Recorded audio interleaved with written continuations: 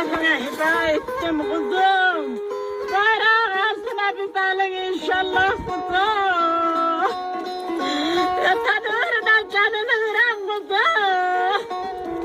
Vatan sağ olsun, canlarımız sağ olsun, kuzularım sağ olsun. Bebeğim, canım bebeğim. Kurban olurum Allah'ına, canım bebeğim.